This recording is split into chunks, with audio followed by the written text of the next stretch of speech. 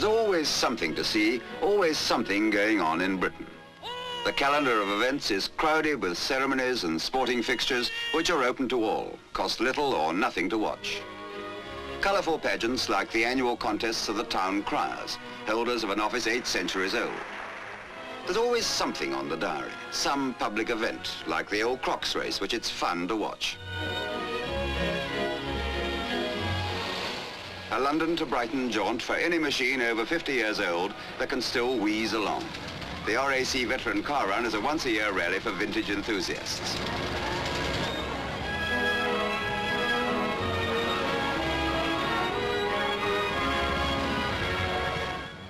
Share the joys of this cranky flashback to the Victorian age, and you'll be laughing with the contestants, not at them. While for those who prefer thrills to laughs, there's always the motor racing at Goodwood. No year passes without this dizzy chase round the fastest circuit in Britain.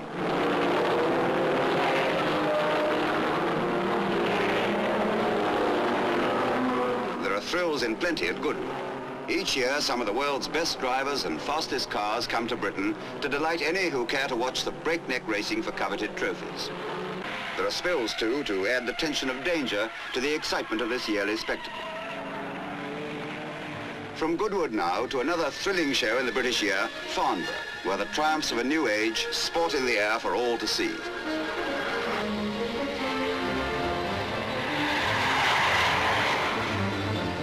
An annual display of the very latest aircraft, some of new prototypes not yet in production.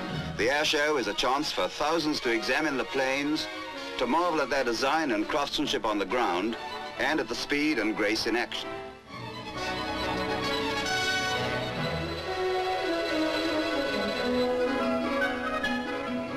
The jet age may have zoomed upon us, but for many years to come, the thrill of watching machines fly will be tinged with awe.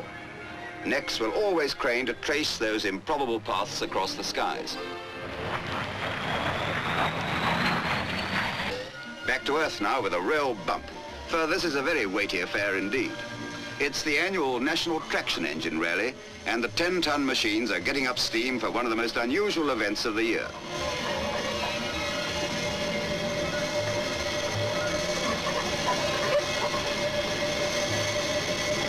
Much steaming and hissing, clanking and rumbling, the race is on. The rules are simple. Every machine must be manned by a stoker and a steerer. Dynamite must not be used instead of coal, and it's quite illegal to flatten your opponents.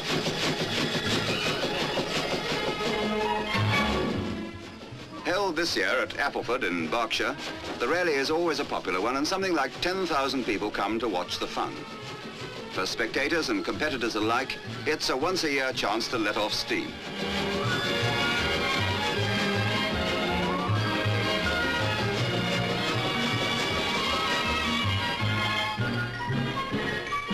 Henley's Royal Regatta, one of the biggest sporting events of the year, this special entry in the British diary is also one of the most elegant social occasions.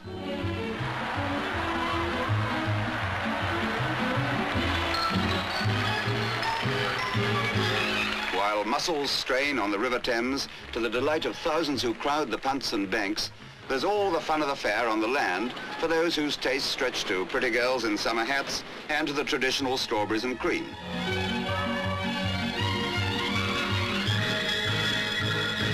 Royal Henley is half sport and half show, and altogether a glorious affair.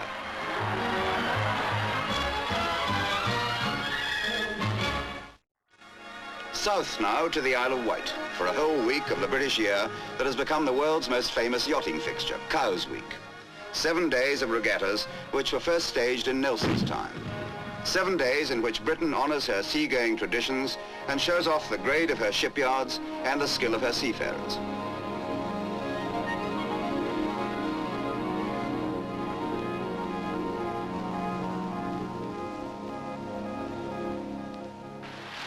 In the field of sport, no single event during the whole year can match in excitement the Football Cup final at Wembley. The deciding match of a great series of knockout contests, the Cup final is the yearly highlight of Britain's favourite sport.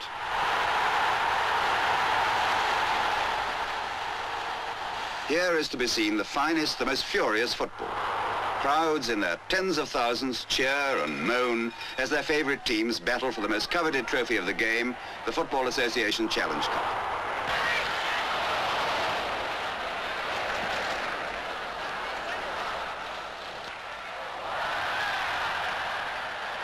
Genial custom ensures the attendance of royalty and cabinet ministers at Wembley.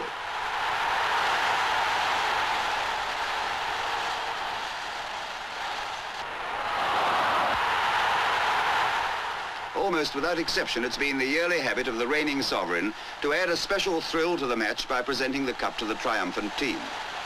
For the crowds of fans, the presence of their sovereign is the ultimate tribute to the importance of Britain's national game.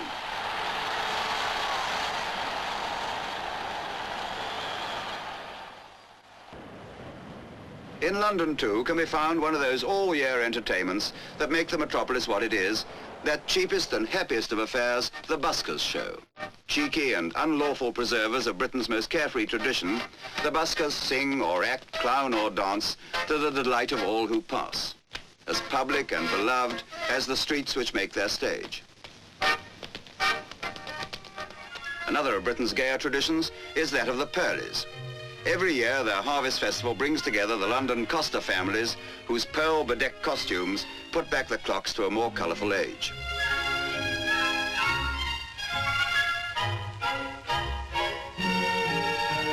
Offerings in hand, they come to the Coster Cathedral, Southwark St Mary Magdalene Church. Cockneys all, warm, salty people, proud of their link with London's past.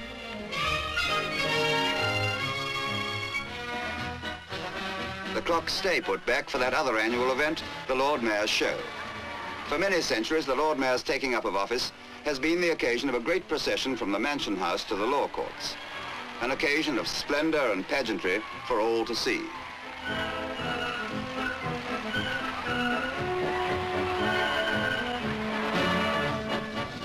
From civilian pageants to the annual displays of the services.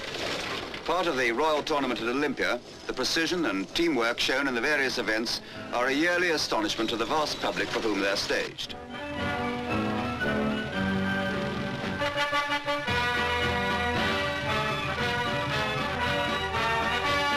All volunteers, the display teams combine nerve and balance with split-second timing. Many of them national servicemen, they've not only the honour of their units to uphold, but also the great traditions of the tournament itself.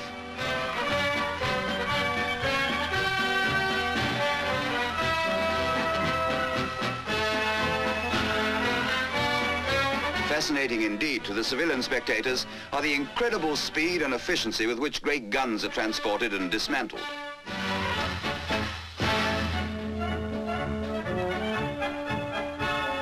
The almost mechanical perfection of the Marines, so smart and precise that a legend comes true before one's very eyes.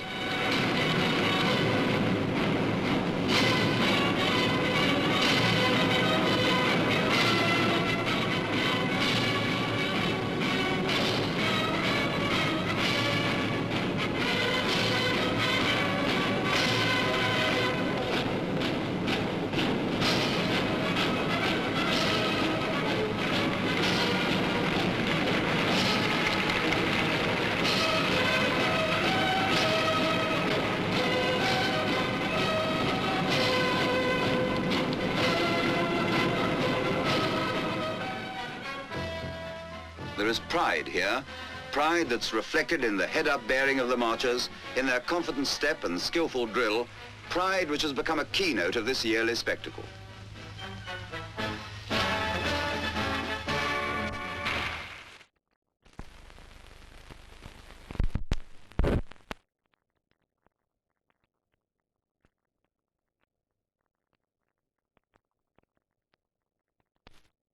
Finally, the diary of the British year flicks over to its most splendid page, to the official birthday of the reigning sovereign, celebrated in accordance with firm tradition by trooping the colour.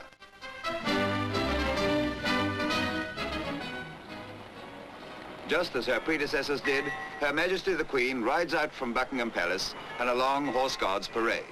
There, drawn up on the Great Square, is the battalion whose colour is to be trooped.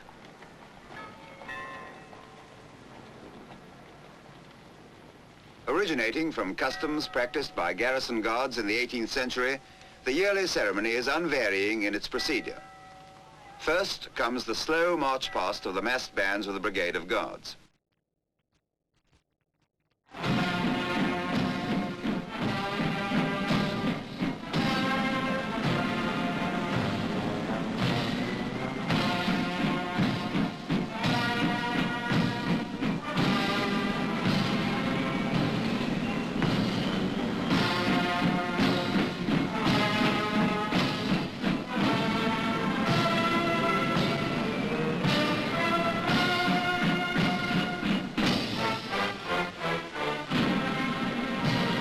For Londoners, here is magnificent pageantry on their very doorstep. For those who come from other parts, their reward is a feast of colour and spectacle, the stirring music of the bands, and the display of unmatched ceremonial.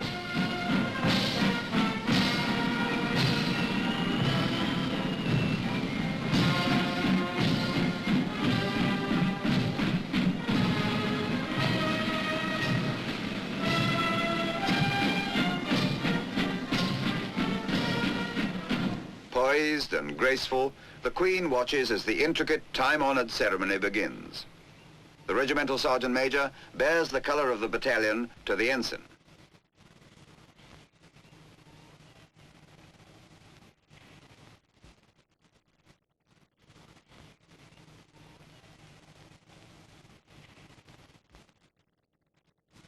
Now the colour is shown to the regiment.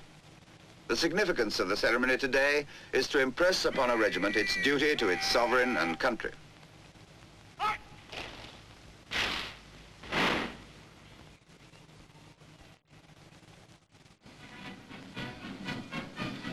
Finally, the Guards march past the saluting base.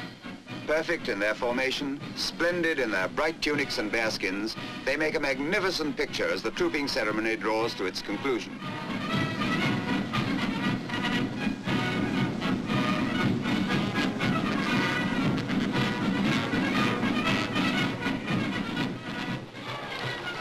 And now, perhaps the most spectacular of all, the household cavalry.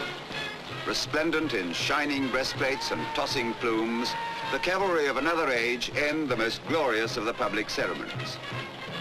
Britain, the kingdom where there's always something to see.